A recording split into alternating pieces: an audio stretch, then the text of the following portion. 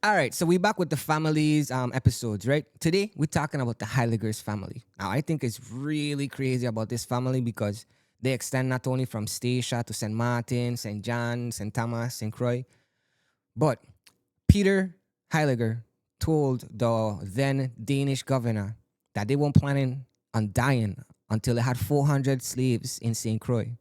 And by 1753, they actually had over 670 enslaved on the island. Hey, I will check this out. Irie. So to understand a little bit, we're gonna go back just briefly to like the 17th century in which their dad, Guilliam Heyliger, married Anna Reichworth, and they came down to St. Eustatius, in which he married Anna there. Anna's family was like known as one of the first original Dutch settlers in Statia.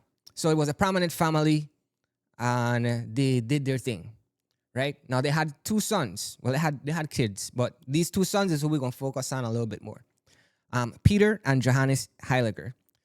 Now, Peter and Johannes Heyliger, around 1738, they started to actually buy land in St. Croix, but they were considered absentee landlords, right? Because they were stationed and they lived in St. Eustatius.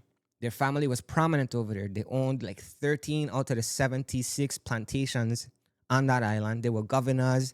Again, big shots. But around 1740, a big war was starting to break out, what is called the Austrian Succession War. And the brothers decided, man, we need to go to a neutral Danish territory.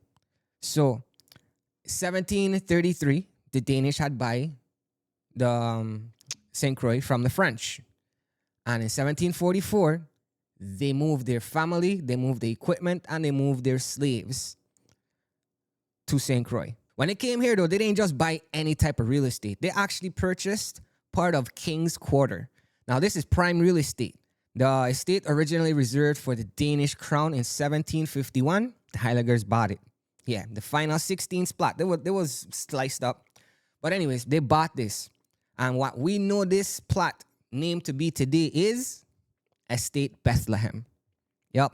It was turned into an industrial powerhouse. They had 3 sugar mills. They had a massive village for their enslaved workforce. It was crazy. Hey, y'all know Anna's Hope, Judith's Fancy? Well, it is said that Peter Heyliger's daughters' names is Anna Heyliger and Judith Heyliger. And they were named after his daughters. Estate St. George was purchased by John Heyliger at a point in time. Sally Fancy and Phil Green was all part of some kind of connectivity within the families at some point. Now, how these people get all their money? How we talk about the real stuff, right? The Heyligers' fortune was built on the back of a massive enslaved population. Remember I tell you about the Heyliger? Peter Heyliger once told the Danish governor that he did not intend to die until he and his brother had 400 slaves on their plantation. He blew past that number by 1753. The Heyligers owned 670 enslaved people on St. Croix alone. Mind you, the Statias and Martin, they had all that stuff. Now, they also had like estate in St. John, right? Herman Farms.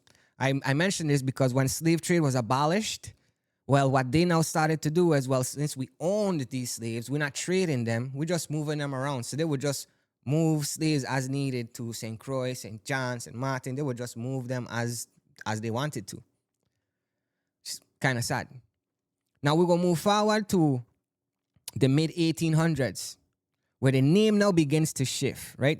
It's no longer just the white elites anymore, because freed, colored, and families of enslaved people, once emancipation came, they started to take the name of the estate. Now, what I mean by this is like, well, I was enslaved in 1847, and I had to call me Jacko, right? I don't have a last name. I don't have anything else. Just Jacko. And after that emancipation, now I get to do all these things, have a last name, be identified. So what most people did is they would take on the name of the plantation owner or the estate. So if I was a slave that was in La Pauta's estate, that was their last name that they owned, well, then I'll be like, well, I'm Jacko de La Pauta, which means I'm Jacko from La Pauta. Why I talk about this? Well, because I'm going to talk about James Heyliger. And I don't even know who this man's name is. Now, everybody knows General Butterhood, 1848, Emancipation. Well, James Heyliger was a resident of Estate Enfield Green. And he was identified by the military police at that point as a leader. Not just the leader, one of those leaders. But mind you, Mr. Heyliger didn't commit no capital murder. He didn't do anything so drastic to deserve what happened to him. Because just 5 days and July 8th, 1848, he was one of the first men to be executed. A little reminder. Anyways, then we fast forward to the 1800s and things getting a little rough for the Heyligers. We have records that show that Guilliam Heyliger defaulted on his debt, having his plantation taken away from him and his slaves seized and sold at an auction.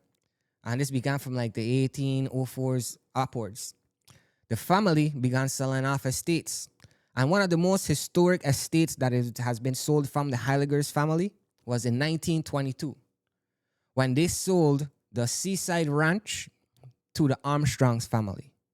Now, if y'all don't know who the Armstrongs family is, don't worry, we're going to do a video on that. But the Buccaneer Hotel, yeah, that big resort over there, that land was owned by the Heyligers.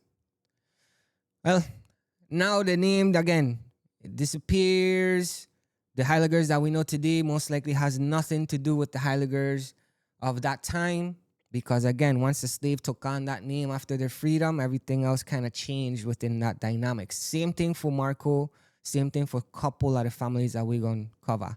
It's not actually valid for everybody else. But yes, certain names don't mean there's direct lineage from plantation owners or slave masters.